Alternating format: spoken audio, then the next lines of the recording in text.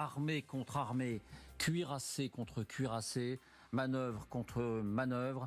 La tension monte donc encore d'un cran aujourd'hui en mer d'Oman, autour de l'Iran, avec cette décision annoncée en milieu d'après-midi, heure française, de manœuvre.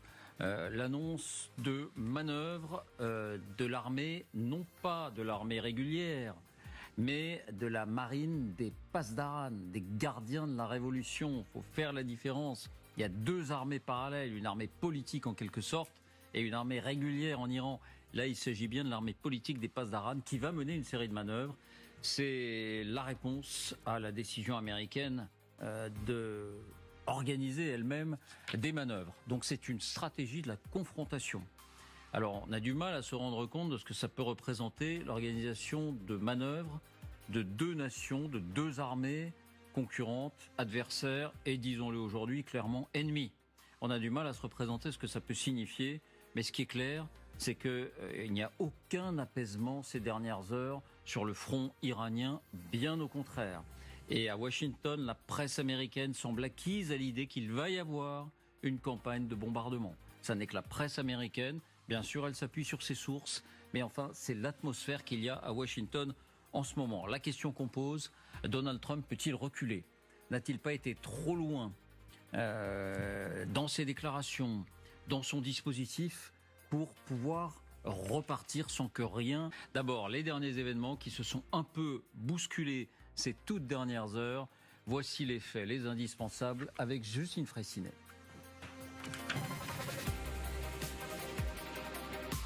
Bonsoir Justine. Bonsoir David, bonsoir à tous. Quelle est cette annonce de l'Iran ? Eh bien, il est à peu près 18h30, heure locale, lorsque les téléspectateurs de Presse TV, la télévision d'État iranienne en anglais, fait cette annonce, observe cette annonce. Les forces navales du corps des gardiens de la Révolution vont procéder à des exercices militaires à tir réel dans le détroit d'Ormuz. Ils commenceront dans 3 jours.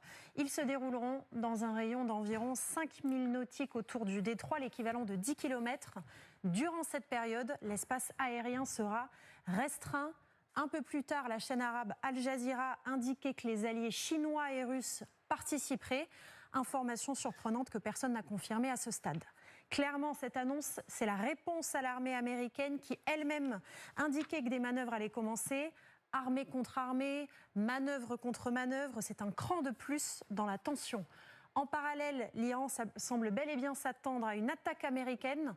Le maire de Téhéran annonce aujourd'hui que des abris anti-bombardement vont être aménagés dans le métro de la ville, dans des parkings souterrains.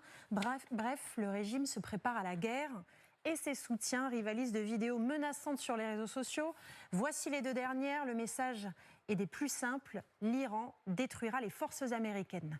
Nous avons le doigt sur la gâchette, a par ailleurs encore rappelé aujourd'hui le ministre iranien des Affaires étrangères. Et quelles sont les dernières informations côté américain ? Eh bien, la tonalité générale de la presse, qui s'appuie sur des témoignages anonymes, c'est que le scénario des bombardements semble désormais le plus probable. Le président Donald Trump évalue une frappe majeure contre l'Iran, indique par exemple CNN. L'agence de presse Reuters se fait plus précise encore. Elle évoque des frappes ciblées contre les forces de sécurité et les dirigeants afin d'encourager les manifestants. Alors, faut-il y voir un signal ? Washington continue en tout cas de muscler son armada au Moyen-Orient avec l'arrivée ces dernières heures d'un nouveau destroyer lance-missile Tomahawk, ce qui porte le total à 10 navires de guerre dans la zone. Un nouvel avion de surveillance électronique pour la collecte de renseignements est également arrivé. Enfin, dernière information, on apprend aussi que de hauts responsables israéliens sont en route pour Washington pour des discussions avec l'administration Trump. Le très sérieux site Axios écrit qu'ils sont venus à Washington pour partager des renseignements sur les cibles potentielles en Iran. Merci Justine. Alors on se tourne vers vous d'abord, Général, parce qu'il y a beaucoup de questions qui viennent à l'esprit. La première, tout simplement, peut-être pour écarter cette hypothèse, ou alors pour l'envisager. Al Jazeera qui dit ces manœuvres se dérouleraient avec une partie de l'armée russe, avec une partie de l'armée chinoise. Ça n'est pas confirmé officiellement. Ce sont des informations Al Jazeera. Est-ce que ça vous paraît plausible ? Oui, c'est plausible pour une raison simple, c'est que les navires russes, et les navires chinois était en manœuvre au large de l'Afrique du Sud, dans ce qui avait été présenté comme un exercice du Brexit, qui ne voulait pas dire grand-chose. Enfin bref, ils étaient présents là. Et donc pour remonter, si vous voulez, vers les seuls ports où ils peuvent aller, alors vers la Chine bien sûr, ils passent pas très loin.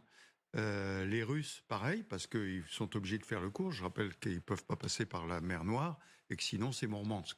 Donc on voit que c'est possible, c'est le premier point. Pour moi, c'était un événement extrêmement important. Pourquoi ?